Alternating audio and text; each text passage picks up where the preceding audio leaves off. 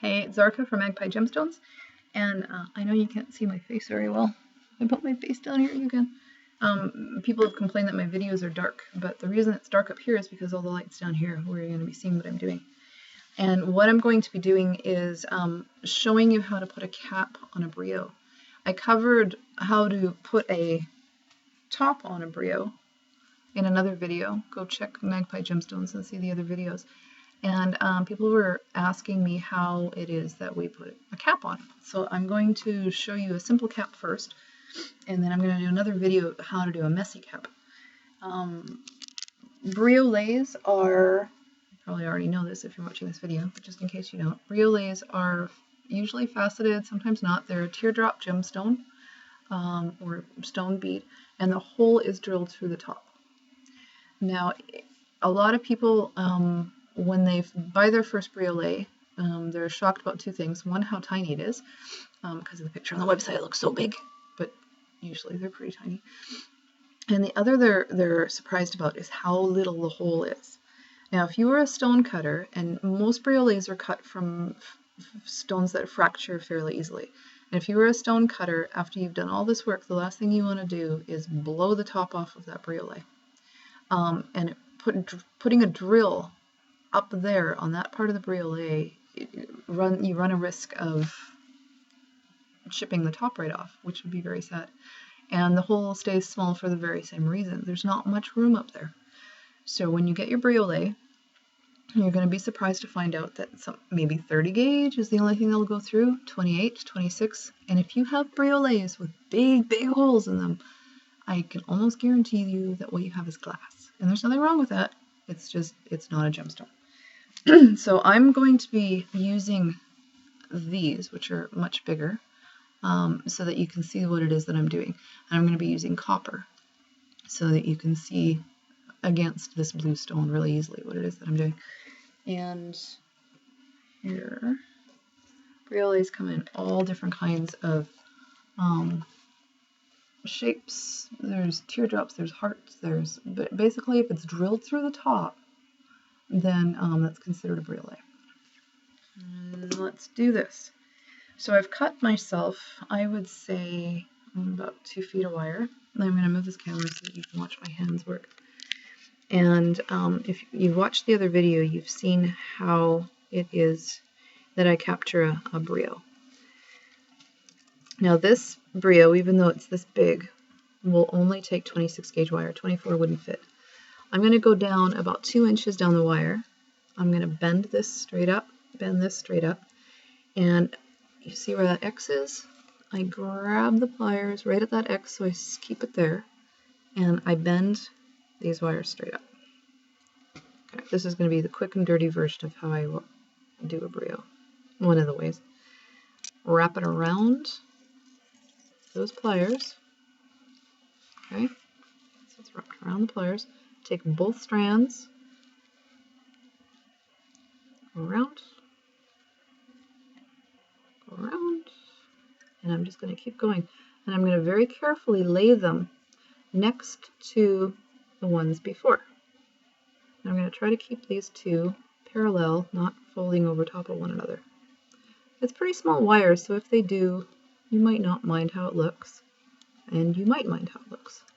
Okay, so I'm going to keep going, and now you see I'm almost at the end of the short wire. So I'm going to take that one by itself. I'm watching in there while I'm trying to grab the wires over here. I haven't been drinking. Maybe that would help. I don't know. Maybe I'd have a steadier hand. Okay, so I'm going to move this, and you might not be able to watch for a second.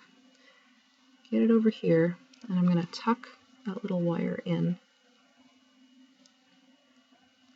underneath there. Okay. So there. Now it kind of pushed everything up a little bit. See what I mean? It pushed it up the neck. And I don't like that so much. I might redo it, but I'm going to continue on. I'm going to push this down with my fingers. Okay, now here's where the steady hand comes in.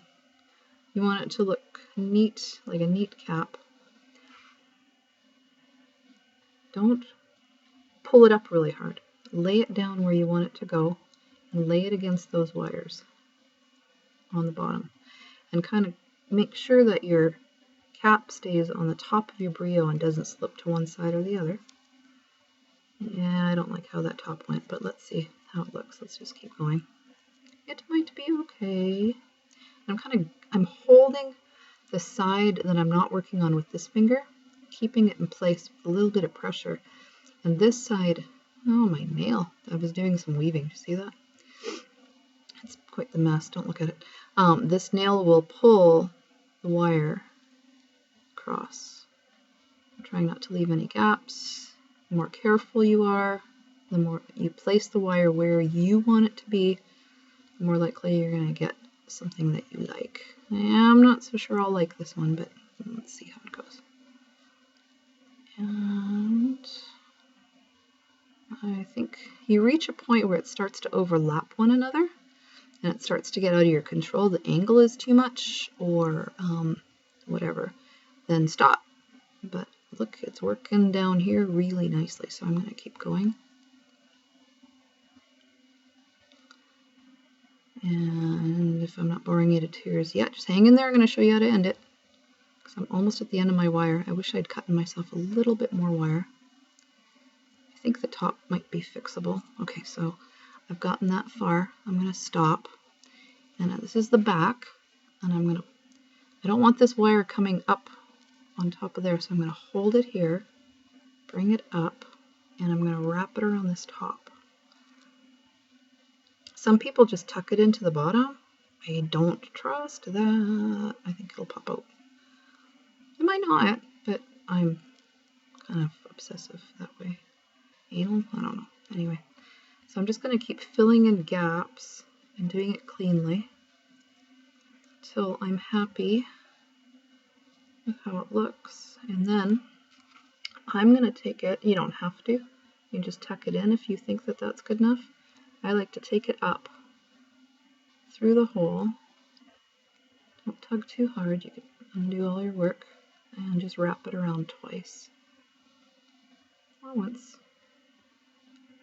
Whatever works best for you. This is just the technique. This is not a how-to tutorial.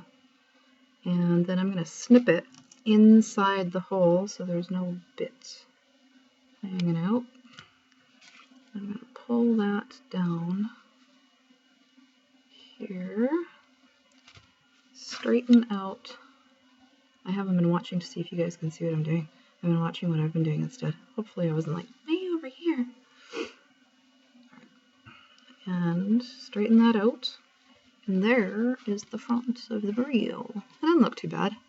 It's kind of wonky up here. Sometimes what I'll do is I'll take a pair of flat nose or needle nose, whatever, and I will just very gently manipulate the wires on the top a little bit.